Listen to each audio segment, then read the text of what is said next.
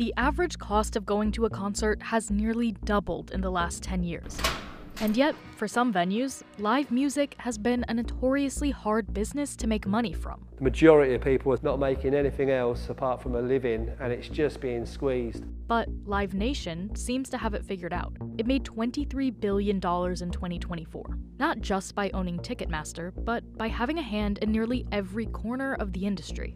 This is the machine behind live events. Live Nation's so-called flywheel business model has fueled the company's rise by treating each of its businesses like a cog in the machine that helps propel the whole business forward. But some, including the US government, are questioning whether it's monopolizing the industry. There is more competition in the industry today than there ever has been. If you don't work with them, there is great fear that they will destroy you.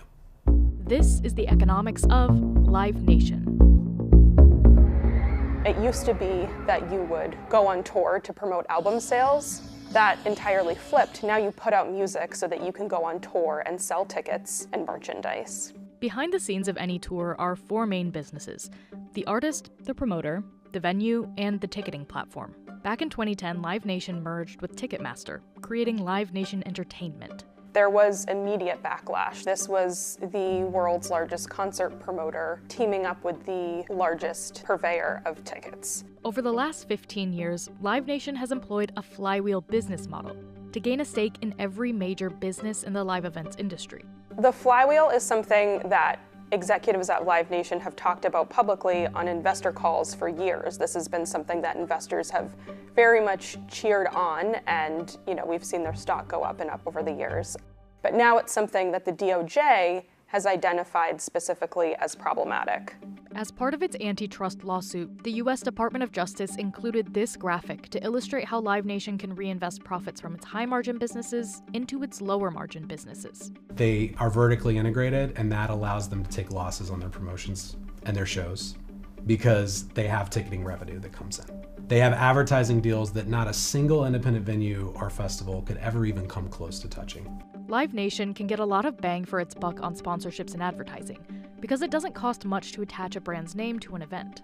That could be something like, Verizon sets up special little mini stages around a festival, and anyone that has that Verizon ticker on their phone can pop up there and get an epic view for a few minutes. Ticketmaster takes more resources to operate, but also has impressive margins.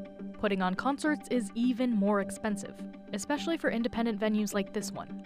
The margins are so small. We just hope and pray that 90 people come in that like a drink and they spend £10 each, and then we're in profit, because the break-even point for currently for our shows is around £550, £600. Bermondsey Social Club does work with Live Nation to book some up-and-coming artists, but Live Nation makes a lot of its money from stadium tours. It owns, operates, has a stake in, or exclusively books shows for around 390 venues across more than 50 countries.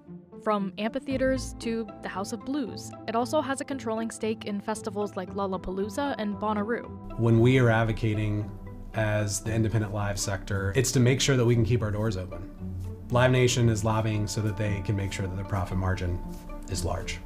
Live Nation said it's not lobbying to protect margins, and it supports many reforms that could actually reduce profits. In 2019, fans spent an average of $29 on extras at Live Nation amphitheaters. By 2024, it was more than $40. Because we are only making money on the bar, youth culture not drinking as much, that has a knock-on effect to the amount that we're taking. Part of Live Nation's strategy has been to invest in ancillary businesses, like Liquid Death, CVT Soft Serve, and Everything Legendary. If you go to the Securities and Exchange Commission website and you look up Live Nation, there's an 11-page document that lists more than 425 subsidiary companies or organizations of Live Nation. These are just more spokes of the flywheel. It's getting its tentacles into every piece of the live events business. In the case of Liquid Death, this is a company that they not only invested in, but then were able to make the exclusive water provider at many of its venues. Live Nation is able to increase its profit margins on concerts by also selling things like VIP ticket packages, parking, phone chargers, and more. You think about when you would go to shows and you get a kind of warm beer and be standing on a sticky floor. There's a long way to go to kind of give an elevated experience for the fans that want it.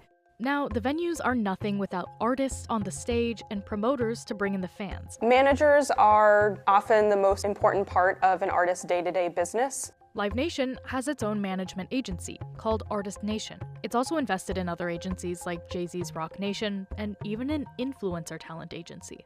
Live Nation's promotion business has grown by acquiring or investing in independent promoters around the world. The amount of hours it takes to promote it, get the artwork done, changes, speak to the artist, and then all that for a return isn't really there. So you need your Live Nations to be able to do it.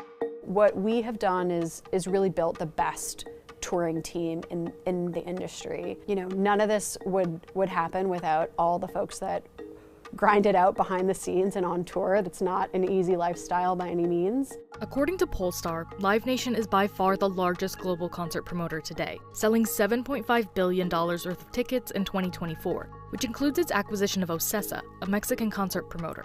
Live Nation estimates its global ticket revenue is higher, at more than $10 billion. Because Live Nation has this Ticketmaster unit, which is essentially a cash cow, they are able to offer a lot of money to artists to buy out their entire tour. What they can do is route a tour through buildings that Ticketmaster has exclusive ticketing contracts with.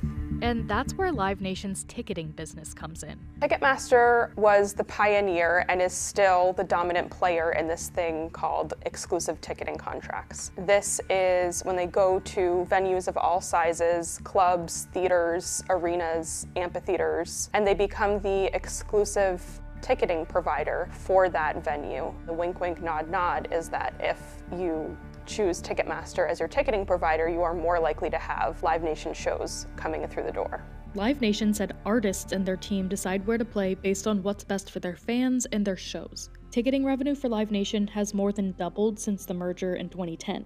At the same time, the average ticket prices for a North American tour have also nearly doubled. Resale is the #1 thing that impacts ticket prices, and scalpers are not going to stop coming after that unless there are some real rules and regulations getting in their way. Ticketmaster has its own resale platform as well, which competes with companies like StubHub and SeatGeek. Live Nation says it's proud to do resale differently because it gives artists the option to use Ticketmaster's face value exchange to cap resale prices. We also as a society kind of crucify artists for their front row prices when, you know, you could compare that to courtside at a basketball game in the same building, and that sports ticket is 5, if not 10x what the concert ticket is.